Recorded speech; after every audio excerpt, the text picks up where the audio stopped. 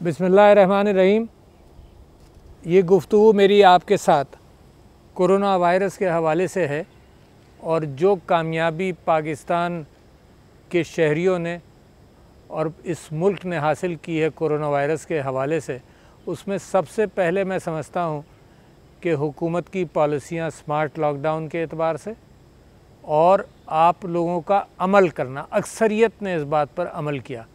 तो लिहाजा दुनिया में कोरोना वायरस जिस तरह से उरूज पाया, पाकिस्तान में वो मैनेज हो गया और जून 20 के बाद से उस पर काफ़ी कंट्रोल आ चुका है और कम होता जा रहा है मुसलसल। लोगों ने कहा कि यहाँ की आब व हवा ऐसी होगी, लोग ऐसे होंगे, मगर उसके हमारे पड़ोसी मुल्क के अंदर आप ये देखें कि वहाँ बढ़ता रहा। तो एक तो अल्लाह का एहसान है इस मुल्क के ऊपर बहुत बड़ा, और दूसरे ये कि स्मार्ट लॉकडाउन की पॉलिसी, गरीब परवर पॉलिसी, एहसास के ज़रिए हर शख्स तक रकूमात पहुँची ताकि वो पुरसुकून अपने घर में भी इंतज़ार कर सके और SOPs को फॉलो कर सके। और दूसरे ये कि हमारी इबादतें भी जारी रहीं। तो मैं समझता हूँ कि मुकम्मल एतबार से इस कौम पर अल्लाह का फ़ज़ल इसी वजह से नाजिल हुआ कि मसाजिद के अंदर तरावियाँ भी कम नहीं हुई, लोगों ने SOPs फॉलो किए जो हमने कहे थे। अब आ रहे हैं दो वाक़यात। एक तो 2 दिन ऐसे आ रहे हैं, एक तो ईद उल अज़हा और उसकी तैयारी के मामले, बाज़ारों के मामले, जानवर ख़रीदना, क़ुरबानी करना और ईद की नमाज़ पढ़ना। मैं समझता हूँ कि जो जीत आपने हासिल कर ली है, तंज़ीम मुनज़्ज़म होने की वजह से हासिल की है, ये इस ईमान पर आपने हासिल की जो अल्लाह ताला पर आपका रहा, और इस हुकूमत की पॉलिसियों की वजह से कि पैनिक नहीं हुए। अब जो बकरीद आ रही है उसके अंदर मैं आपसे गुजारिश करता हूँ कि सारे काम आप कर सकते हैं।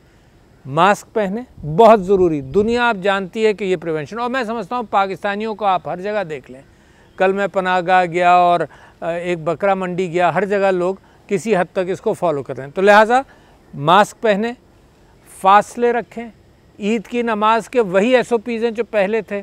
बुज़ुर्ग हजरात से दरख्वास्त ये है कि ईद की नमाज़ घर में पढ़ लें, बकरीद की नमाज़ घर में पढ़ लें। मैं घर में पढ़ूँगा, मैं पब्लिकली जमात नहीं करूँगा।